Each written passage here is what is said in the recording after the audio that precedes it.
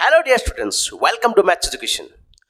ইতিমধ্যে থাম্বনেল চাই তোমালোকে সকলোৱে নিশ্চয়কৈ গম পাইছা আজিৰ ডিসকাশনৰ বিষয়বস্তুটো হৈছে quadratic equationৰ completing square method. Quadratic equationৰ completing square methodটো আমি ডিসকাস কৰিবলৈ লোৱা অন্যতম কাৰণটো এইটোৱেই যে আমাৰ বাবে quadratic equation এটা সলভ কৰাৰ ক্ষেত্ৰত দ্বিঘাত সমীকৰণ এটা সলভ কৰাৰ ক্ষেত্ৰত মুঠ তিনিটা মেথড থাকে. First method to kami ko factorization method, second to kami ko completing square method ba borgo সম্পূৰণ পদ্ধতি আৰু third method to hoise formula method. First to aru shekhor to ei duta method amar babe khubei easy method kintu major method to amar ছাত্ৰ ছাত্ৰী সকলে যথেষ্ট টান পায় ইয়াৰ কাৰণটো ইয়াত বহু কেটা স্টেপ আমি কি কৰিব লাগে ফলো কৰিব লাগে গতিকে আহাচোন আমি ফলো কৰিব লাগে স্টেপ কেটা যদি আমি ভালদৰে শিকিলো মই আজি তোমালোকক খুব ভালদৰে দেখাই দিম তোমালোকে এই কমপ্লিটিং স্কয়াৰ মেথড কৰাত কোনো ধৰণৰ ইয়াৰ পিছত আৰু অসুবিধা নোপোৱা তাৰ বাবে মই একেবাৰে প্ৰথম তোমালোকক টাৰ্গেট কৰাই লৈছো যে আমাৰ বাবে নৰমালি যেটো equation standard form of quadratic equation যেটো আছে তাক মই ব্যৱহাৰ কৰিছো যাতে তাৰ দ্বাৰা শিকিলে এই a b c বিলাকৰ স্থানত যি নম্বৰে নিদিয়ক তোমালোকে খুব সুন্দৰকৈ বা সহজে কৰিব পাৰিবা গতিকে মই স্ট্যান্ডাৰ্ড ফৰ্মটো লৈছো Next আমাৰ কথাটো হৈছে মেথড 1 বুলি যদি আমি স্টেপ 1 বুলি যদি আমি ক'ব বিচাৰো স্টেপ 1 কমপ্লিটিং স্কয়াৰৰ মেথডৰ বাবে কি হয় x স্কয়াৰৰ সহগ যিমান থাকিব হেতুৰে গোটেই ইকুৱেচনটোক ডিভাইড কৰা x স্কয়াৰৰ সহগ অৰ্থাৎ 1 বনোৱাটো হ'ব আমাৰ প্ৰাইমেৰী টাৰ্গেট আমাৰ যেটো ইকুৱেচন আছে সেই ইকুৱেচনটো আমি কি কৰিব লাগিব x স্কয়াৰৰ সহগটো 1 বনাব লাগিব গতিকে ইমান টানকৈ কথাটো নাভাবিবা মই সিম্পলি তোমালোকক কৈছো x স্কয়াৰ লগত যি পূৰণ হৈ আছে সেই নাম্বাৰটোৰে তুমি ডিভাইড কৰি দিবা তোমাৰ আনসাৰ আহি যাব গতিকে ফাৰ্স্ট স্টেপটো লবলৈ কাৰণে মই কি কৰিলো x স্কয়াৰ থকা টাৰ্মটো গোটেই এক্সপ্ৰেছনটো মই লিখি লৈছো ax square + bx + c divided by a এতিয়া ইয়াতে যদি কি কৈছো মই যদি হে ইয়াতে দেখিলো যে x স্কয়াৰ লগত যদি আমাৰ ইকুৱেচনটো ক্ষেত্ৰত -2 দেখিলতেন তেতিয়া হলে আমি -2 ৰে ডিভাইড কৰিলো হেতেন তো কথাটো বেসিকে টানকে নাভাবিবা সিম্পলি x স্কয়াৰ লগত প্ৰডাক্ট হৈ থকা নাম্বাৰটোৰে গোটেই ইকুৱেচনটোকে ডিভাইড কৰাটো হ'ব আমাৰ target First come to complete কৰা পিছত এতিয়া আমি কি কৰিব লাগে জেনেৰেটৰ তাক সিম্পলিফাই কৰিব পাৰি তেনেদৰে সিম্পলিফাই কৰিলো a কেনসেল গৈ x square hall b a ৰে ডিভাইড কৰিলে আমি b / a * x + c a ৰে ডিভাইড কৰিলে c / a ইফালে ইকুৱেল টু 0 আছে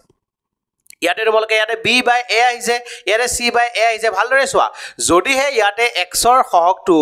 4 হলতেন a ৰ মানটো যদি 2 হলতেন তেতিয়ালে 2 ৰে 4 ক মই ডিভাইড কৰি দিলতেন এতিয়া মই b আৰু a বিলাকৰ মান কিমান নাজানো গতিকে মই তাক b / a বুলি এনেদৰে লিখি ৰাখিছো একেদৰে c / a ক্ষেত্ৰটো আমি কথাটো ক'ব পাৰো তো তোমালোকে যেতিয়া ভ্যালুৰ কাৰণে কৰিবা নিৰ্দিষ্ট x y x আৰু x স্কয়াৰৰ সহগ বিলাক থাকিব যেতিয়া নৰমাল নাম্বাৰ থাকিব তাক ডিভাইড কৰি তোমালোকে নৰমালি ইকুৱেচনটো বনাবা এতিয়া মই গোটেইটো a b c ৰ বাবে কৰি আছো এতিয়া কথাটো মনত ৰাখিবা এইখিনিত ফাৰ্স্ট টাৰ্মটো মই লিখি লবা এতিয়া তোমালোকে খুব মনোযোগেৰে কথাটো ভাবি চোৱা এবাৰ যে বৰ্গ সম্পূৰণ পদ্ধতিৰ দ্বাৰা সমাধান কৰাৰ অৰ্থটো হৈছে কি গোটেই এক্সপ্ৰেছনটো লেফট সাইডটো তোমালোকে কি কৰিব লাগিব either a + b whole square নাইবা a - b whole square ফৰ্মুলাত খজাব লাগিব কেনেদৰে খজাম ভালদৰে চোৱাচোন x a + b whole square বুলি কলে আমি কাক কও a square + twice ab + b square একেদৰে a - b whole square বুলি কলে আমি কাক কও a square - twice ab + b square অৰ্থাৎ বেছি টান বুলি ভাবিবলকে কথাটো একো নাই আমি এলজেব্ৰিক ফৰ্মুলা ইয়াৰ আগতে যি পঢ়ি আহিছো সেই এলজেব্ৰিক ফৰ্মুলাৰ দ্বাৰাই আসলতে কোৱেশ্চনটো সলভ কৰিব লাগে গতিকে কি কৈছো মই চোৱা যে এই টুৱাইস এবি থকা টাৰ্মটো যেটো আছে টাৰ্মটোৰ আগত থকা সাইনটো চেঞ্জ হলে ইয়াত ভ্যালুটো চেঞ্জ হ'ব এতিয়া ঘটনাটো হৈছে গোটেই ইকুৱেচনটো ক্ষেত্ৰত সলভিংৰ ক্ষেত্ৰত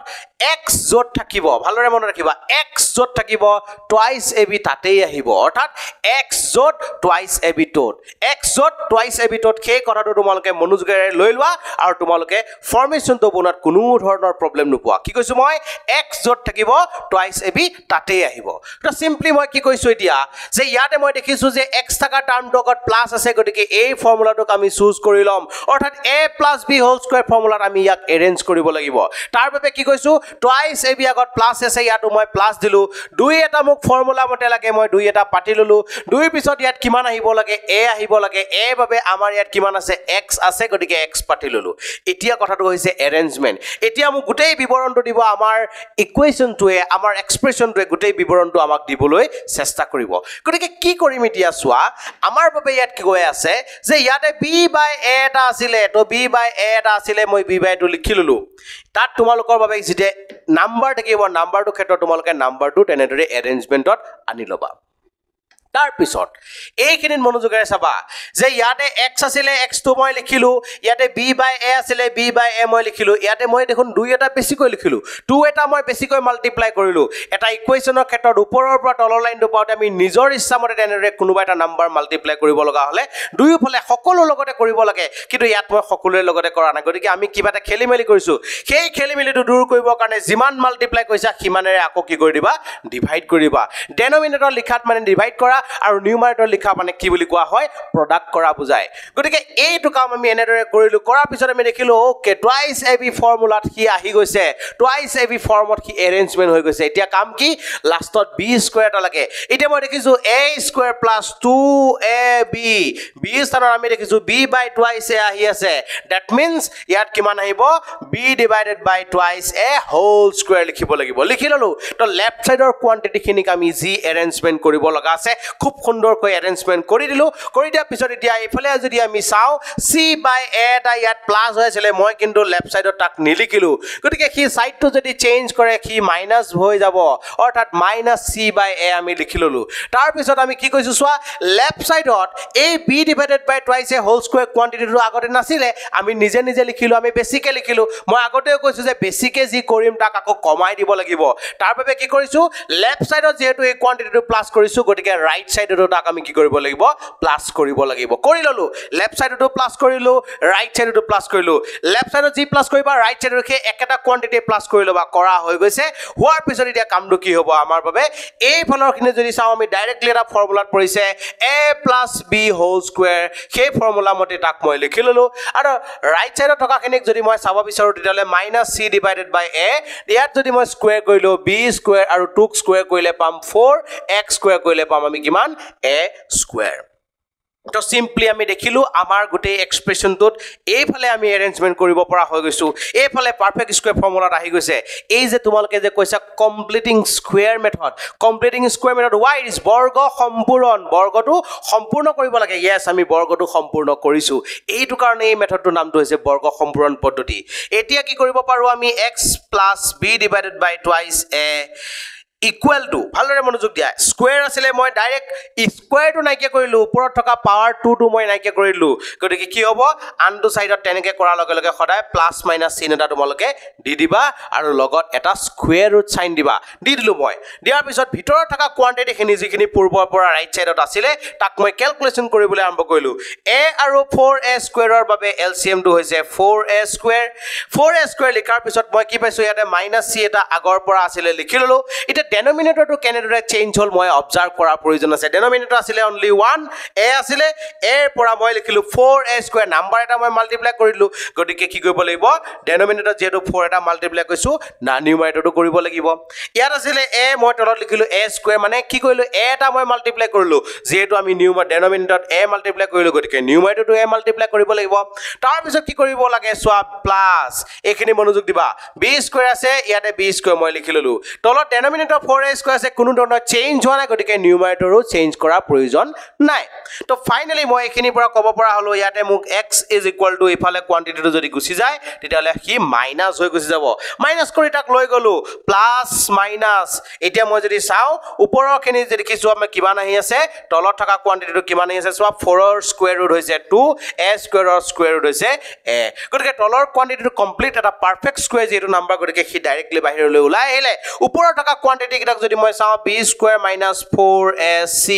এটা লাইনৰ আহিছে চোৱা b square minus 4 into a into c এটো মাইনাস চিন এনেদৰে লিখি ললো তো লাষ্ট লাইনটো আমি ক'ব পৰা হলো কি বুলি x is equal to দুইটাতে ডেনোমিনেটৰ যেটো টুৱাইস a আছে গতিকে টুৱাইস এটো মই লিখি ললো টুৱাইস a এনেদৰে লিখি ললো চোৱা টুৱাইস a লিখাৰ পিছত ওপৰত কিমান আহিব minus b plus minus root over b square minus 4ac